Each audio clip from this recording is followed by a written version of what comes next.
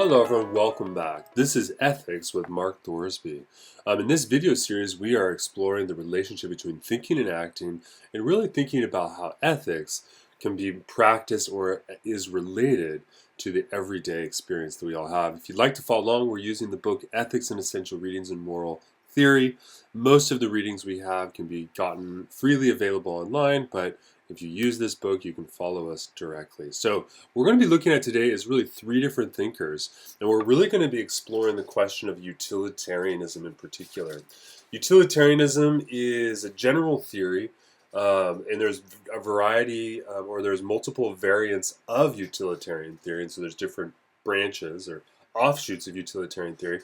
But at the core of utilitarianism is the notion that the notion that the primary moral principle we should follow is that we should pursue the greatest amount of happiness for the greatest amount of people. Now, the immediate question you're going to ask here is, well, what is happiness exactly? And how do we figure out which happiness counts and which types of happiness may not be sufficient? Well, here we're going to be pursuing up the work of John Stuart Mill and his articulation that happiness is about pleasure. In other words, we're looking at John Stuart Mill on hedonism.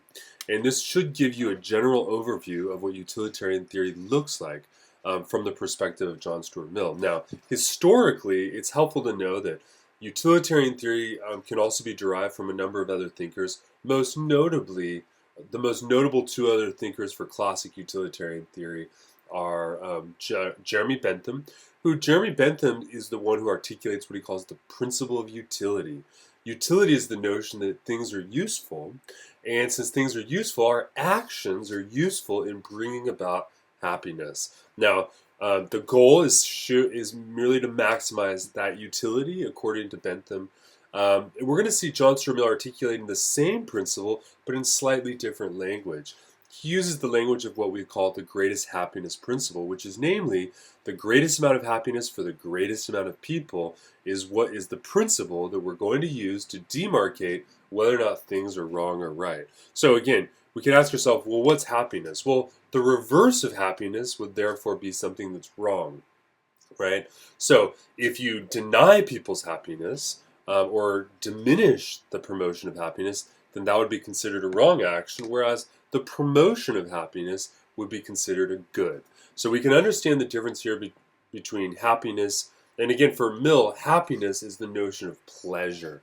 And in fact, the reading selection that we're looking at here in the Essential Readings in Moral Theory book emphasizes Mill's discussion regarding, in defense, regarding the fact that happiness should be understood as pleasure.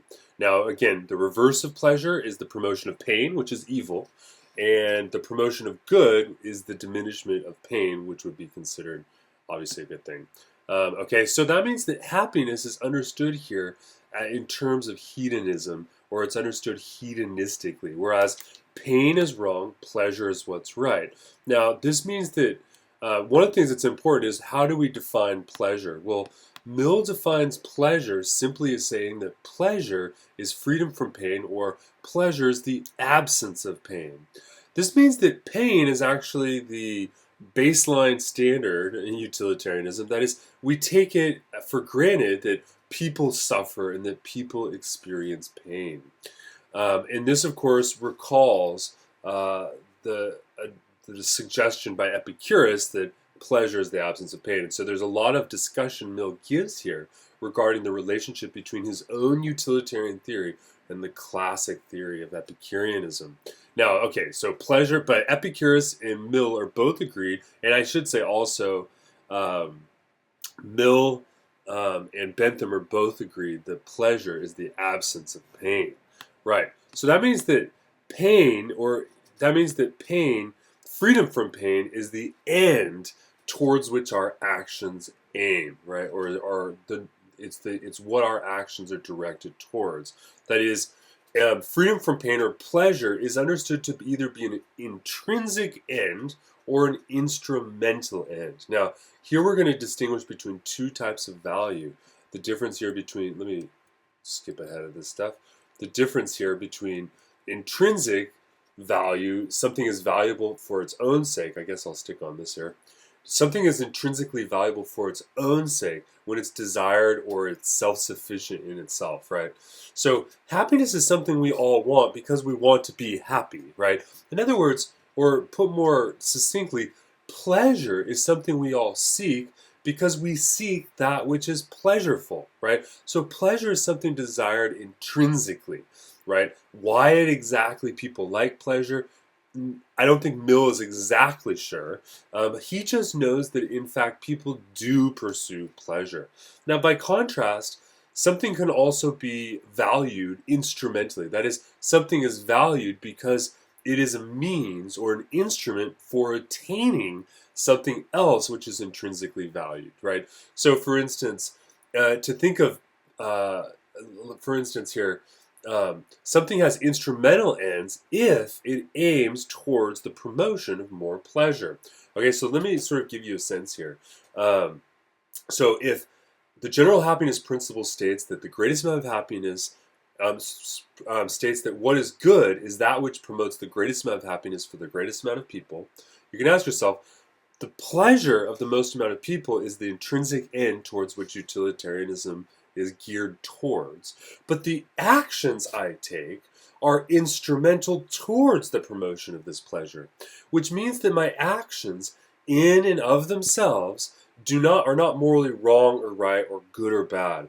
My actions are only good insofar as they are instrumental towards the promotion of greater pleasure. So pleasure is the intrinsic end, and my actions are instrumental insofar as they promote this greatest amount of pleasure. By the way, this is known in moral theory as the idea of consequentialism, or at least it conforms to a brand of consequentialism here.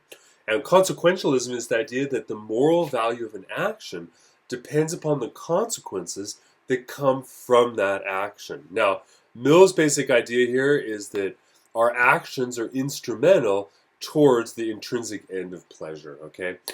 So there's always two types of ends that can be sought, but pleasure, which is freedom from pain, is an intrinsic end.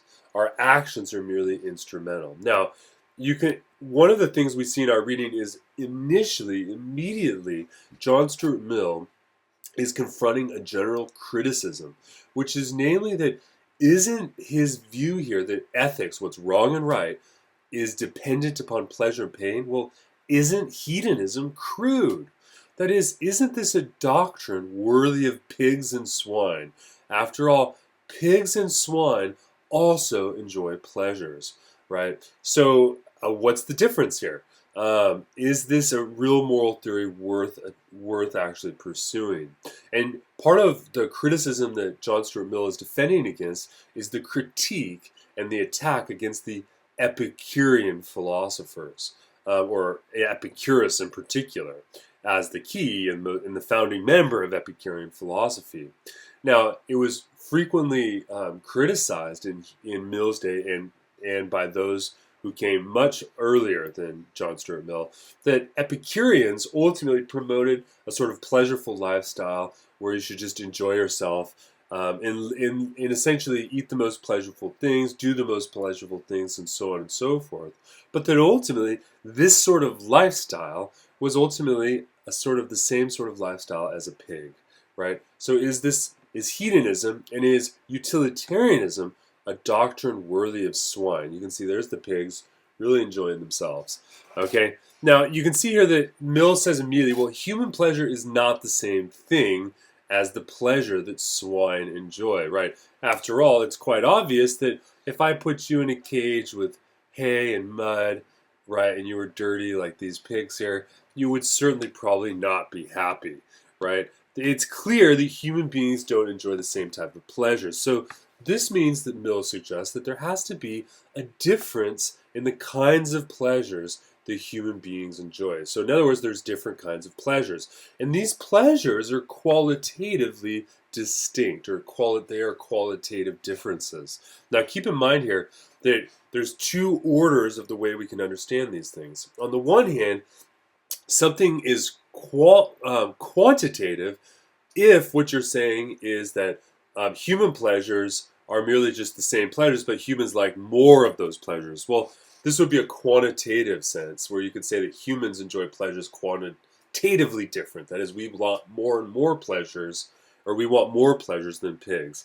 But this doesn't seem to be, or it's clearly not, what John Stuart Mill argues for. He argues that there's a qualitative difference. That is, there's something that's fundamentally intrinsically different about the types of pleasure that human beings enjoy and the types of pleasures that animals enjoy, right?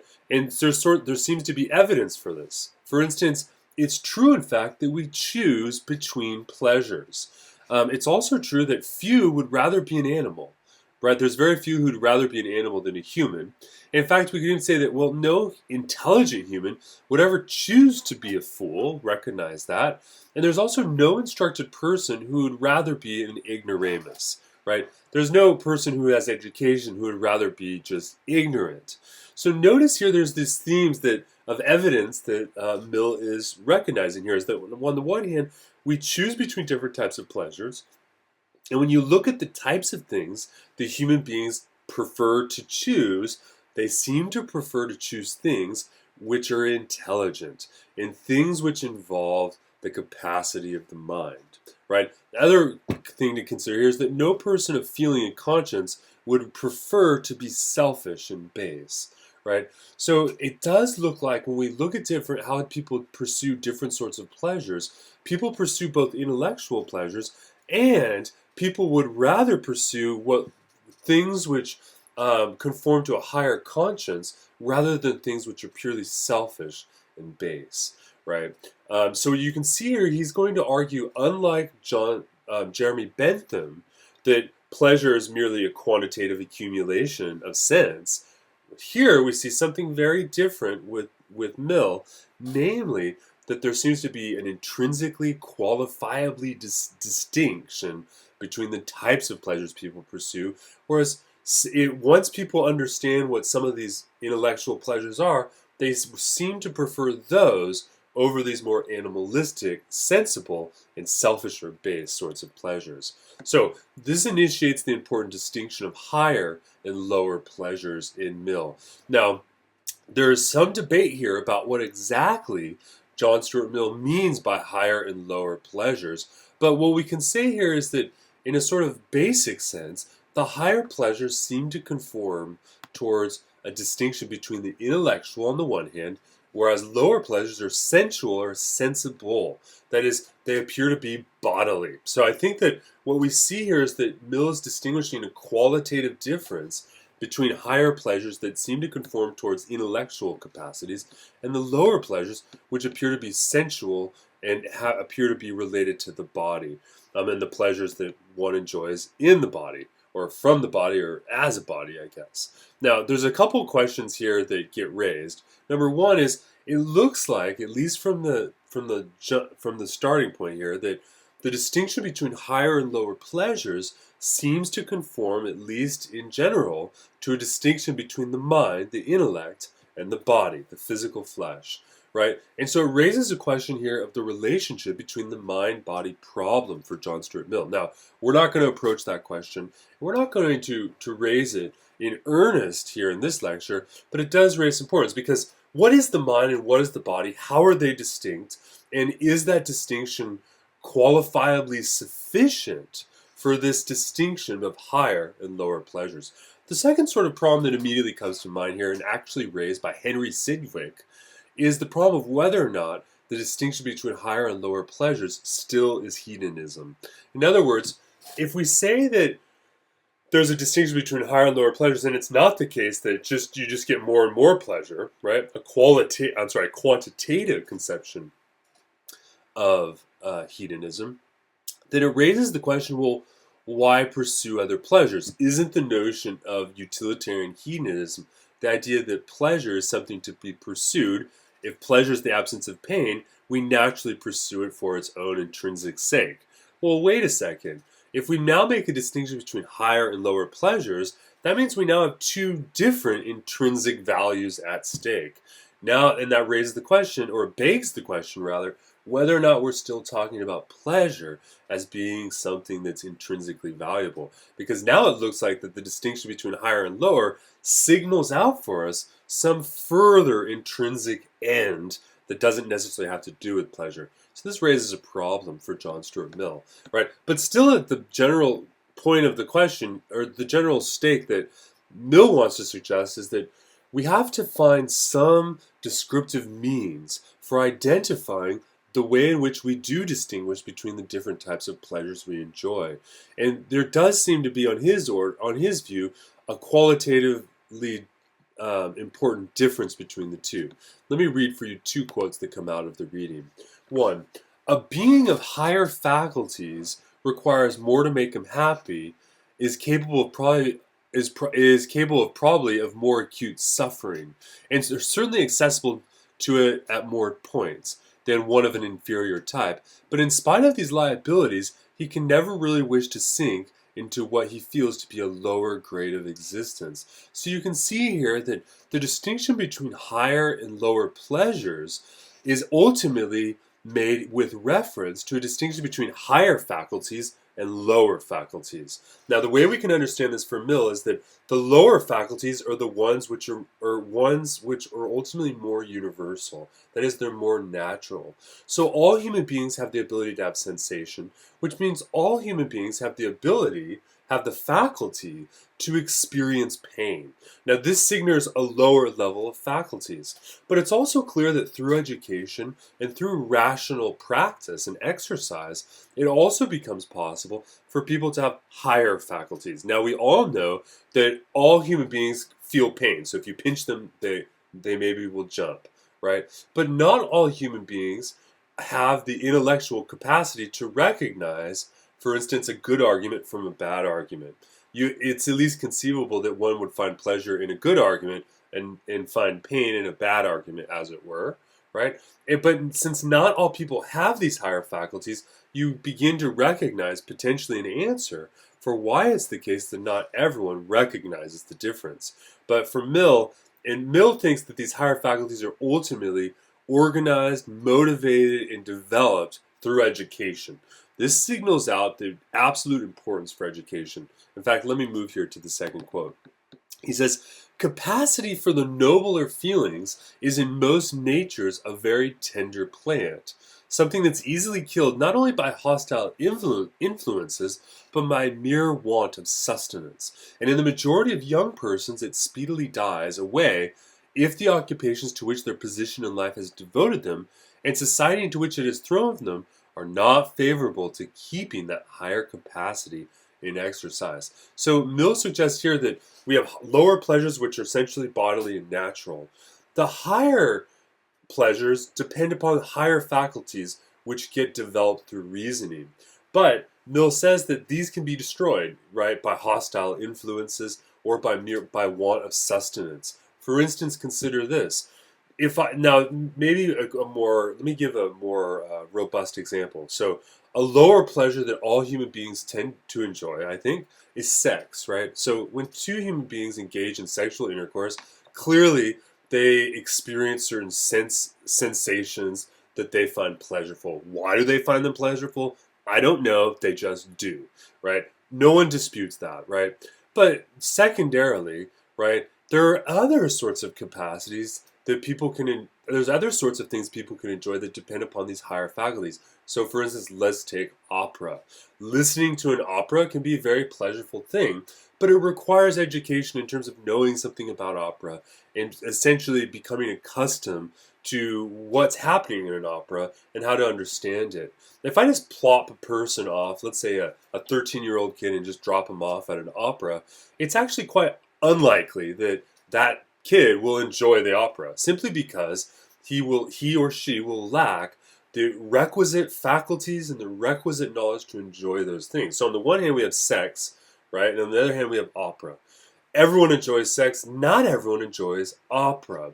Why is that? That's because it depends upon these capacities and it depends upon certain education and these sorts of things. Now, if you're starving to death, right, it's unlikely that you will enjoy an opera. Why? Because if your bodily senses are not sufficiently met, or your bodily needs aren't sufficiently met, it becomes very, very difficult for these higher intellectual things to take place, right?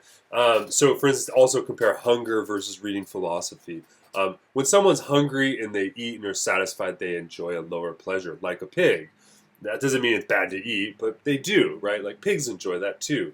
But reading a good book in philosophy requires something that goes beyond that, right? If you're starving to death, it's very or if you're not starving to death, but if you're just hungry, it's very difficult to enjoy or to do philosophy accordingly, right? And so one of the things you see here is that one of the goals in terms of the occupations that people can take and in terms of the society in which people live, if you want to live in the best sort of society, the one in which you can have the most amount of happiness, you need to live and work in conditions which are favorable to keeping these higher capacities in exercise. This is absolutely important. And it also explains why, for instance, during warfare, the higher pleasures are lost, and this signals a qualitative loss in the type of pleasure that people can enjoy. So this is a way of understanding the higher and the lower pleasures, but I love that he also says that they're like a tender plant. They can be easily destroyed. But like a tender plant, it requires a little nurture to get them off the ground to begin with. So this is this distinction. So this means that humans have a higher faculty. The cultivation of this faculty directs the kinds of pleasures that can actually be sought, and the kinds of pains that are possible are also related to this higher faculty. So what this means is that the lower one's capacity for pleasure, the easier it is to become fully satisfied, right? So that means that pigs, right, since they have a lower capacity for pleasure than do humans because they lack this intellectual capacity, this means that they can be more easily satisfied, right? Does it therefore follow that it's better to be a pig than a human?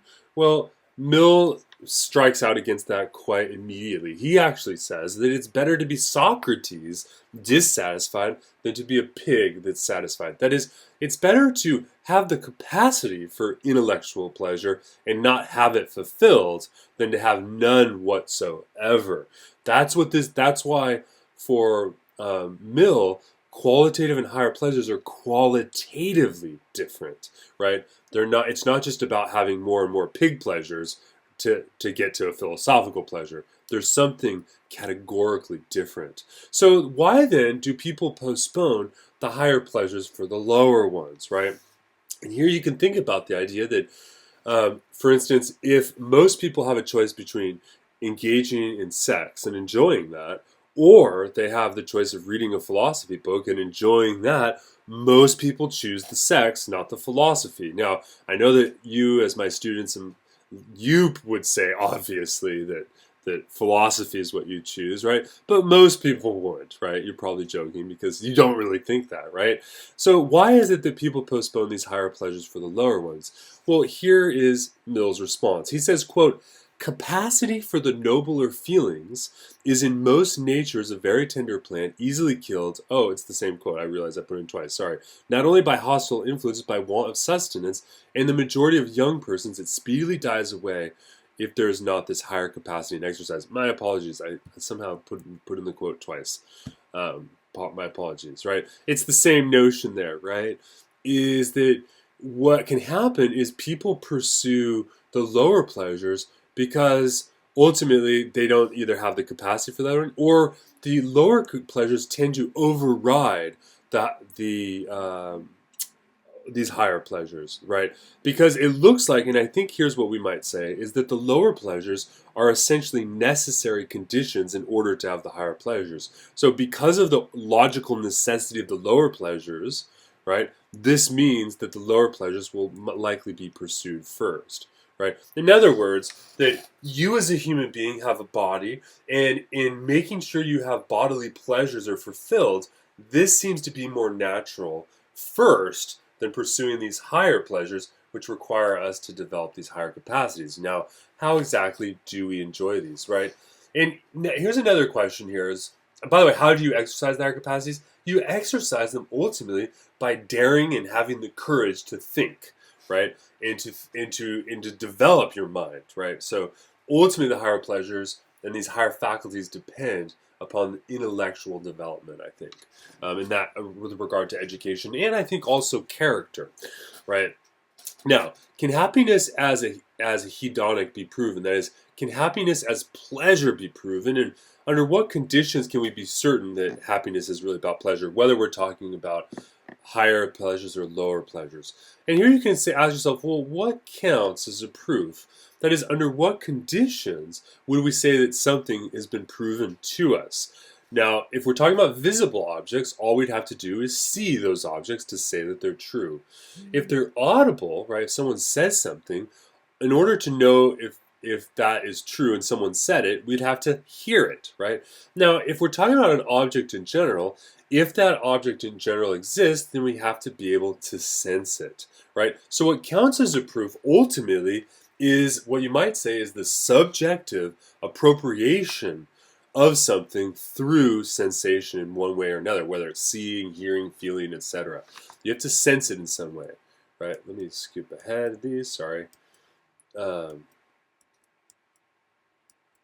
Okay, now the answer that Mill says is that the proof of the fact that happiness consists in pleasure is given by the fact of desire. That is, human beings all desire pleasure. We know this is true. We don't really need to we don't have to go out and really ask a lot of people, though you can, but just ask yourself. You do desire pleasure.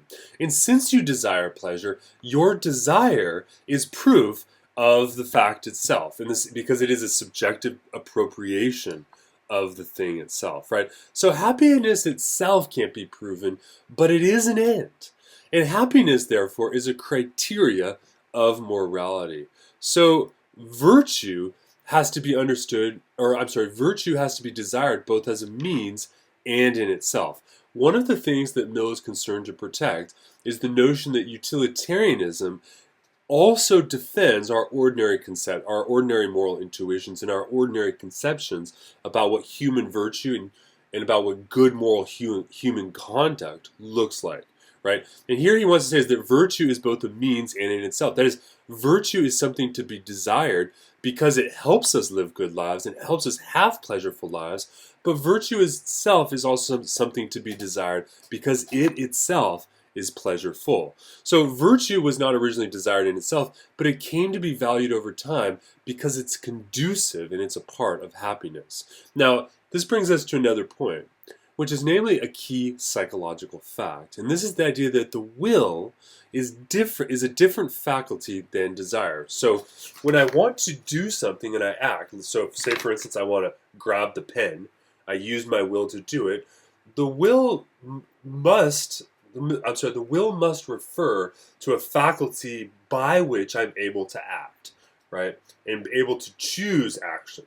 Whereas desire is not about choosing, right? It's not about my activating. Desire is rather something that's an internal faculty, which probably motivates me to act. Now, here's the other thing: is that our habits are motivated by our will. So the sorts of things we do day in and day out, right? So think about the pleasureful sorts of activities you pursue day in and day out and in everyday life, right? Whether those be, for instance, let's say, for instance, eating a good meal when you're hungry, right? And eating healthy on a regular basis. Well, those are habits that get motivated and organized by the will. Right? Now, the will and desire, which we said already were distinct faculties, can come into conflict. And the will can motivate desire, and the desire can motivate action. So there's this interesting reciprocity between the two. So virtues exist by habit, but habits should be related to the right kinds of pleasure, right? And here, it might be helpful to consider the difference between virtue ethics and utilitarianism. I would suggest that's something maybe you research. I won't explore it here, but you can see it has a clear relationship. So what we can say here is that for Mill, habits are the only things in feeling and in conduct that can impart into us a certain sort of certainty about what we do. So happiness as pleasure or as hedonic should be sufficiently proven here.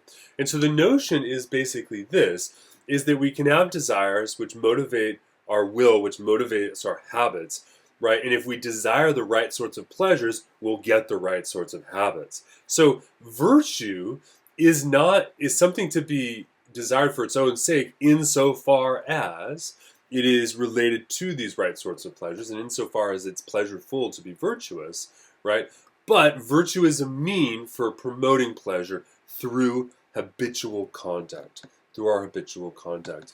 And this gives us a general sense about what John Stuart Mill's view of hedonism is and what his defense of hedonism is. And quickly to review the key points regarding utilitarianism, the things that you really want to make sure you memorize and know is A, utilitarianism utilizes the utilizes the greatest happiness principle, by which the things which are right morally, right, are the promotion of happiness for the greatest amount of people the greatest amount of pleasure for the greatest amount of people. That's what the greatest happiness principle is. The greatest amount of happiness for the greatest amount of people. Happiness is defined by pleasure. This means that our actions for a utilitarian are basically ones in which our actions are seen as tools, whether or not our actions are useful towards the promotion of good consequences, namely pleasure in the absence of pain.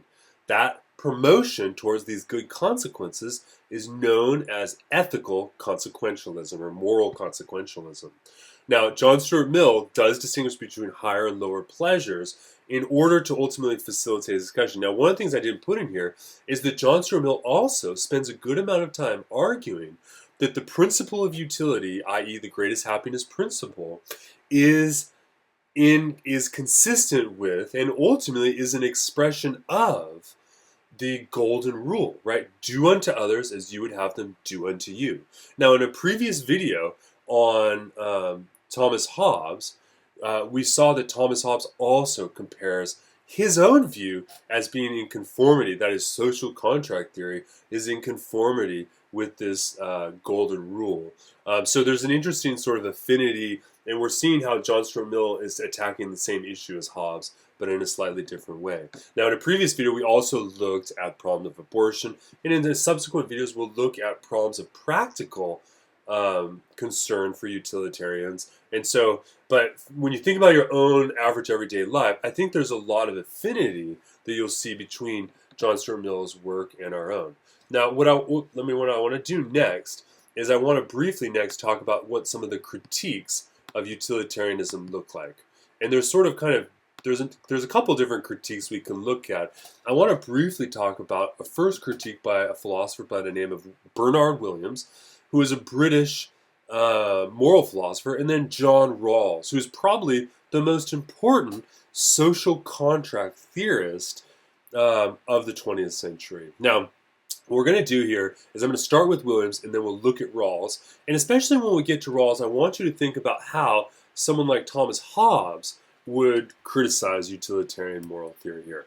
Okay, so let's start off with here. Now, the first thing is to recognize that utilitarianism is a consequentialist theory. So that means that for the utilitarian, what ultimately matters are the consequences that follow from our actions.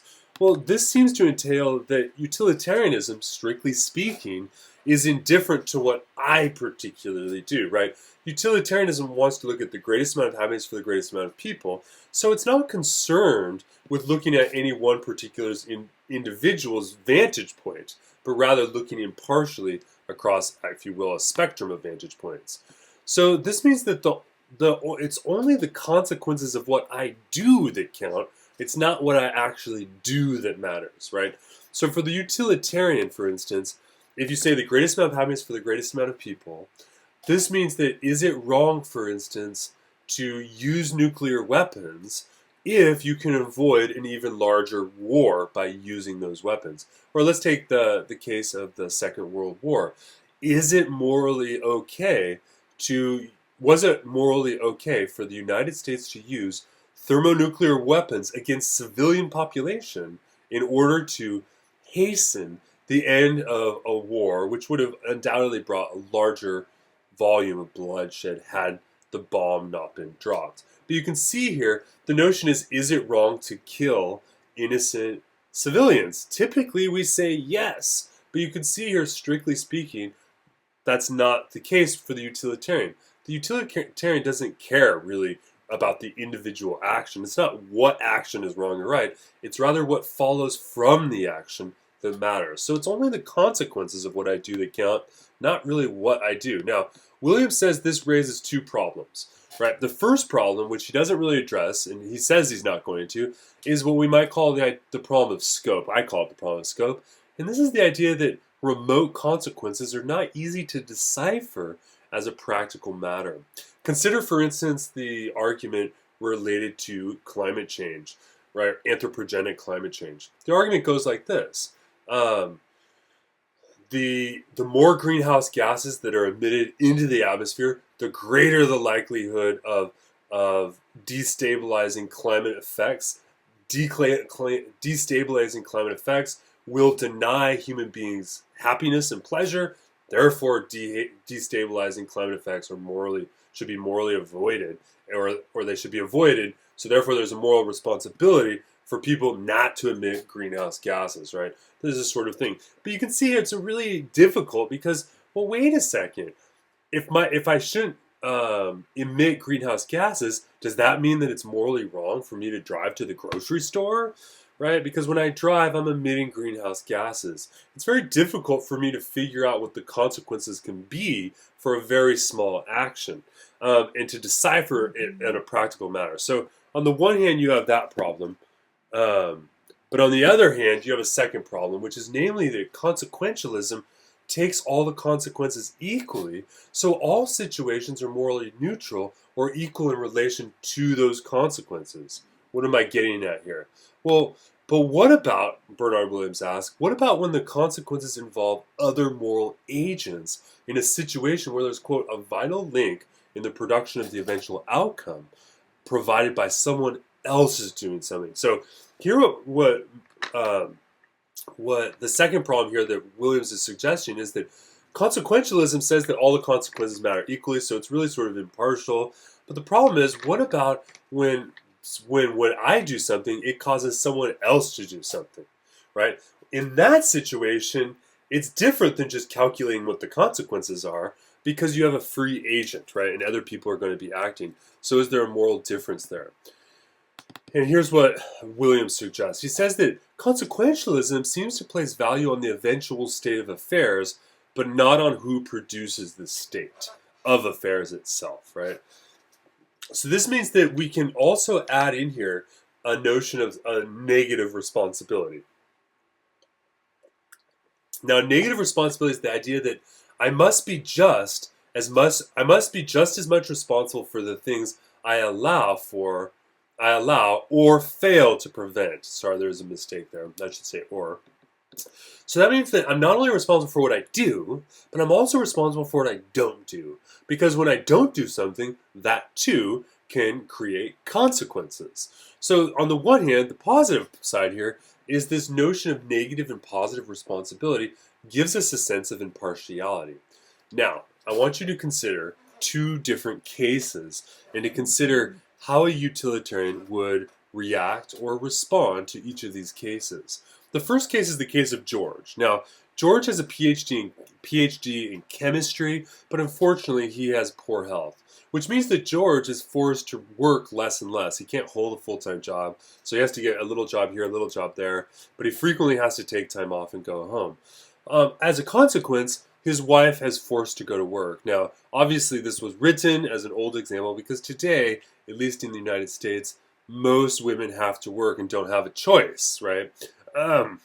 But in the example here, his wife is unable to go to work, and this actually causes a negative effect on the children. I'm not sure what that negative effect is, but there is a negative effect. Now, here's what happens, is that ultimately George has a friend who he knew from college, who tells him, he says, listen, there's a new job that's available, but the job will require you to work and create chemical and biological weapons. So in other words, should George get a job working with chemical and biological weapons, which they'll work with his schedule and so forth. Now, George is morally opposed to CBWs, or chemical and biological weapons, But also, on the other hand, if George refuses the job, he's told that someone else who's actually better than him with more vigor and zeal will actually be hired. And it's actually highly likely that if he doesn't take the job, more biological and chemical weapons will be produced than would have otherwise been if he'd taken the job. So you can see here, even though George is against chemical and biological weapons, it looks like that if you want to create the most amount of consequences in which there's less biological and chemical weapons, he should take the job. Now, George's wife isn't opposed to this in principle, and so if George does not take the job, then the consequences will be even a greater violation of his supposed opposition and up to his moral beliefs. So the question is, what should George do? Now, the answer is quite clear from a utilitarian perspective. The greatest amount of happiness for the greatest amount of people, even for George's happiness, it means the best thing to do is for George to take the job and actually work himself to create these weapons, right? Now, here's a second case, which is very similar.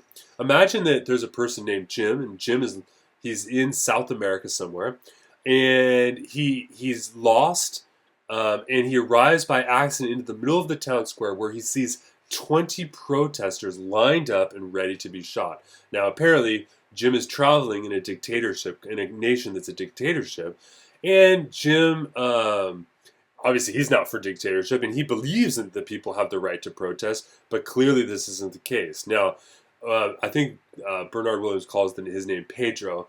The guy who's about to shoot, the captain who's about to shoot these 20 protesters, sees Jim and asks him who he is. Jim explains that he was lost and somehow arrived, and Jim is then told that he's considered an honored guest. And to honor him, he's offered the guest privilege to kill one of the protesters, and really as a show of good faith, the captain will let the rest of the protesters live. So in other words, kill one protester, save 19.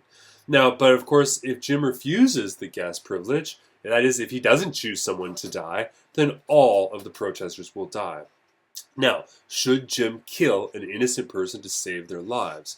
Now, some will say immediately, well, he should take the gun and shoot the captain. Well, Williams says, no, you can't do that, because if he does that, then they're all going to die. There's other soldiers and so on and so forth. So that's not an option.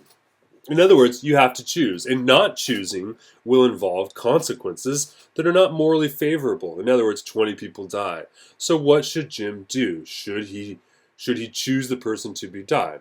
And you can see here, what would the utilitarian say? The utilitarian argument, the greatest amount of happiness for the greatest amount of people, it's quite clear.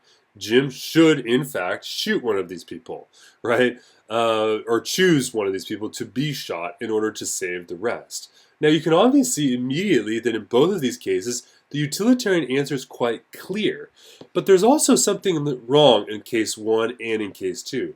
Namely, that there's something not taken into the account that George is no longer going to be able to live up to his own beliefs, right? And in the case 2, Jim, who's opposed to killing protesters, in fact has to participate in the killing of protesters. There seems to be something wrong here, something that goes against our ordinary moral intuition. Now, Williams says there's 2 kinds of remoter effects that we have to realize. And remember, we said that since it's consequentialism, there's 2 different types of effects that can take place, right? Now, what counts in these effects? What counts are effects, and these include effects that are on people's character, the public at large, and there's other possible factors. And there's 2 remoter effects that Williams suggests. The first effect is the psychological effect on the agent. Now, it's clear that if Jim has to choose who to die, Jim is not going to feel good about it. So that's an effect on him. The same thing with George. George doesn't want to enable or help the production of biological and chemical weapons, but by doing this, even though he's done the utilitarian right thing to do, there's still a psychological effect on the agent. So that is, George will feel bad, right? So that means that the agent's feelings of whether they've done wrong cannot make an overall difference in the overall outcome morally for the utilitarian, right? So the utilitarian doesn't really care about the psychological effect. Yes, it's negative, but ultimately there's an even greater psychological effect on the people being shot, right? The other thing is that it looks like from the utilitarian's perspective, while it may be regrettable, bad feelings when doing the right thing are, well, from a utilitarian point of view, irrational. Sorry, a little another error there.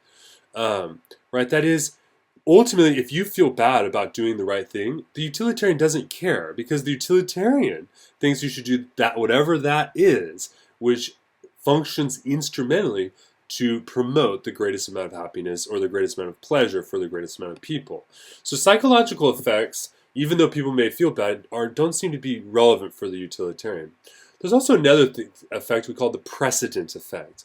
And the precedent effect is that once you start to do something, it seems to give other people in the future a right to do that same thing. That is, you set a precedent for something. Now, it's important to recognize that if the precedent effect is identified as, quote, that one morally can do what someone else has actually done, this is psychologically effective. That is, when we recognize just in ordinary course of our lives that other people have acted in such a way and therefore we think we can, this is psychologically effective, though it's not necessarily morally valid, right? It's not necessarily indicative of the types of duties we have.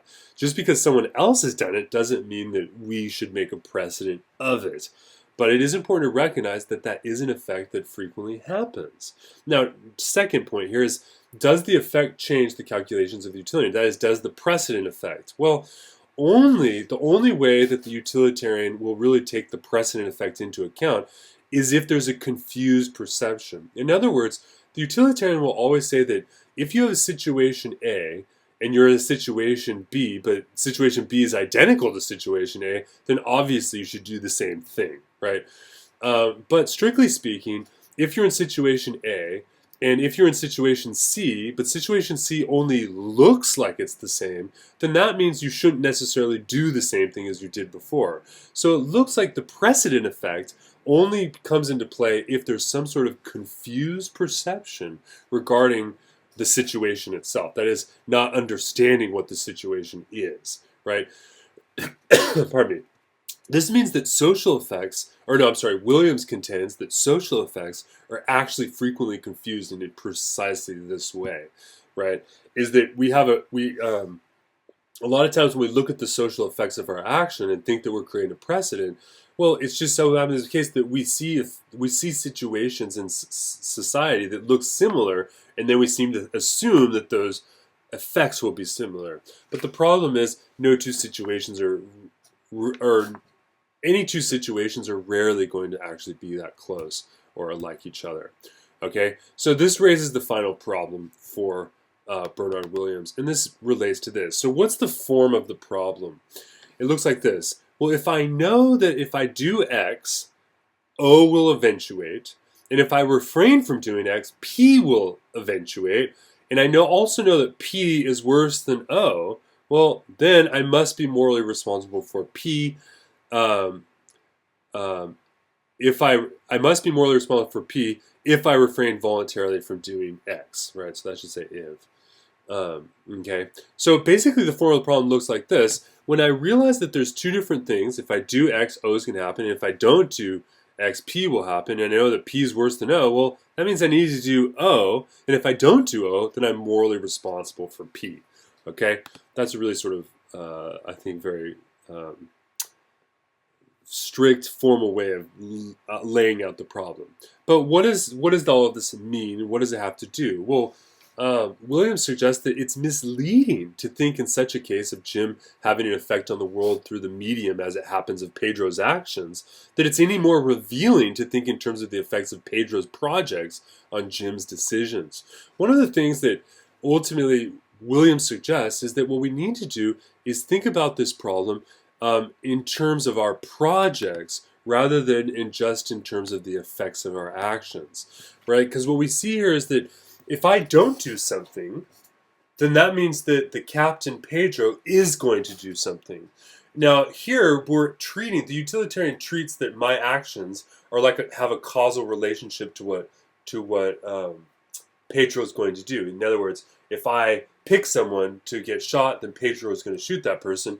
And it's easy to think that there's a scientific material causal relationship between those, but that's not quite accurate. I choose something, and that has an effect on what Pedro's project is, right? That is, he wants to be the dictator. And therefore, there's an effect, and so then Pedro will act. And what Williams thinks is that we have to take notice of the differences between projects and realize that our projects entail commitments. And so when we have a project, which in order to fulfill our project is a part of our personal happiness, a part of the personal sorts of pleasure that we can get. But my projects entail commitments. And when I break those commitments, I break my own projects, right? So what it looks like here is that utilitarianism fails to fully understand the moral value of integrity.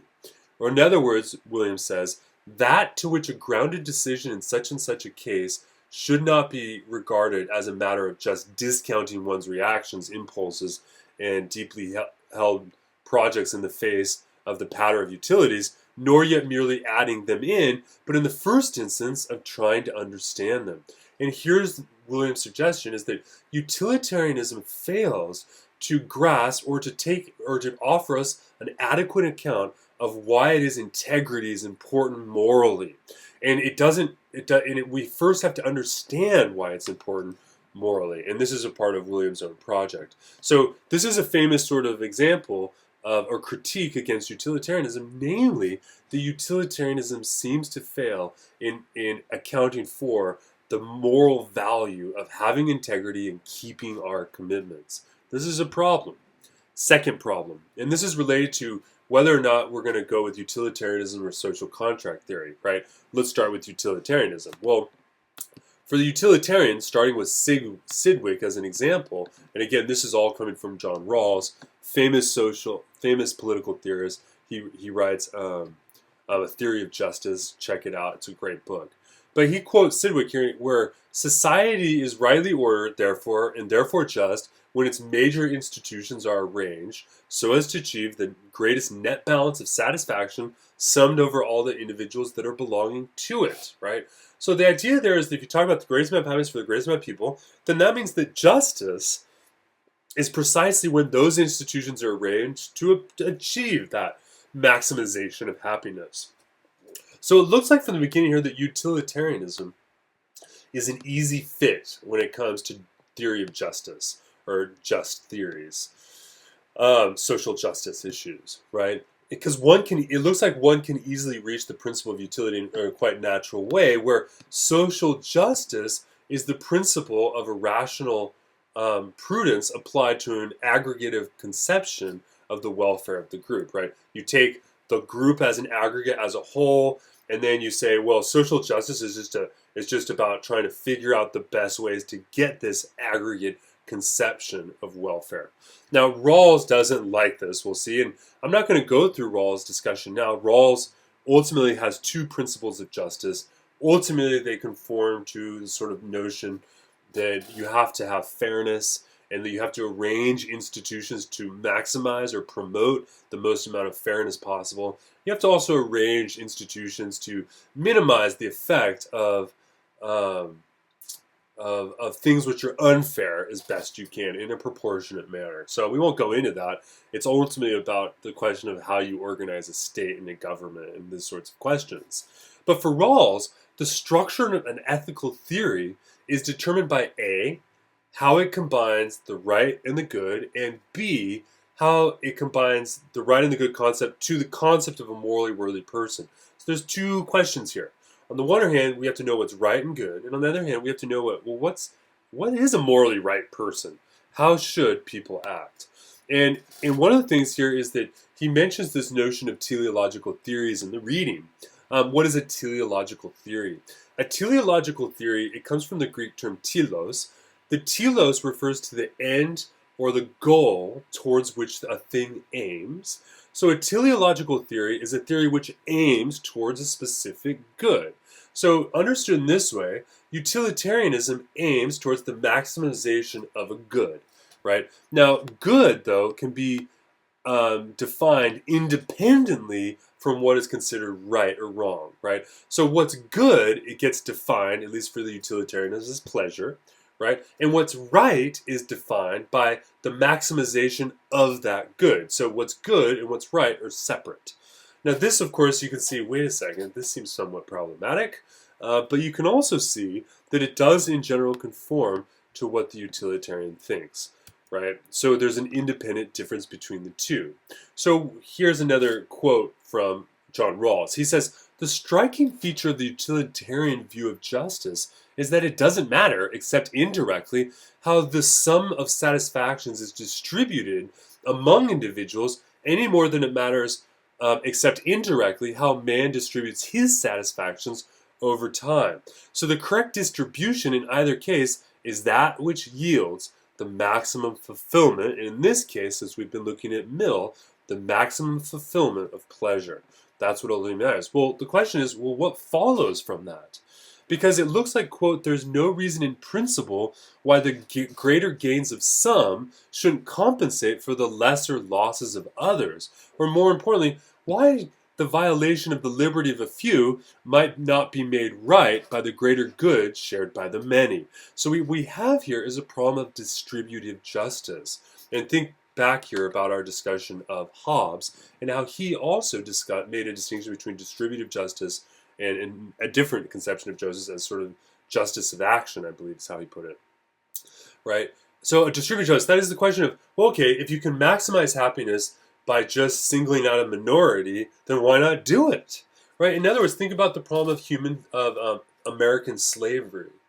If you have a relatively small proportion of the population that's enslaved, but the work of their enslavement or the consequences of their enslavement is a net increase in the promotion of happiness for the majority of people, well, why shouldn't you do it, right? And you can see here, there's something that immediately smacks against our intuition here, which is namely that when we talk about distributive justice, and we think about justice as being fair, it looks like utilitarianism has a theory or a conception of justice that does not need distribution equally to all people. It looks like justice for some can be different from justice for others.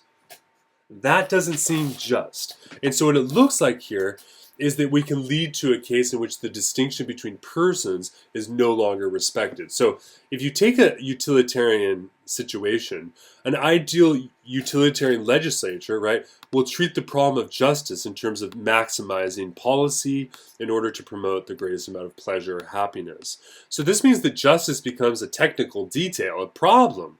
And he says, like a business person, the legislator will look at it as a technical problem, right? And what happens here is that in a case of the single legislator, a single person determines the best allocation of all of the means and all of the resources, right? And what this means is that they conflate and they reduce all other persons into sort of one singular essence, right? To be considered through imagination, really. So justice becomes an administrative problem, right? Now, the problem here that Rawls has is that the whole model of utilitarianism, when you're looking at legislators and you're looking at justice, this whole problem assumes that we can conflate all persons into one person through this imaginative act of impartial, sympathetic spectator. That is, we can say to ourselves, well, what would everyone want independently? But the problem here is this isn't what justice is about. Justice should protect the freedom and protect what's fair for each individual, right? Not just the aggregate. So it looks like utilitarianism, well, it does not take seriously the distinction we have between persons and the importance we place on the idea that justice should apply to each individual equally. In other words, the conclusion here is that utilitarianism does not have the adequate theoretical means to make sense of what we expect our concept of justice to be. So on the one hand, with Williams, you have a critique about integrity, and here with Rawls, you have a critique of justice. So it raises some interesting questions here in looking at what utilitarianism is and whether or not utilitarianism is ultimately sufficient for making sense of our ordinary ways of living ethically and morally in an ordinary, everyday way. Okay? Thank you guys very much for watching. I look forward to seeing you guys in our next video, and have a great week, and I'll see you guys online. Bye.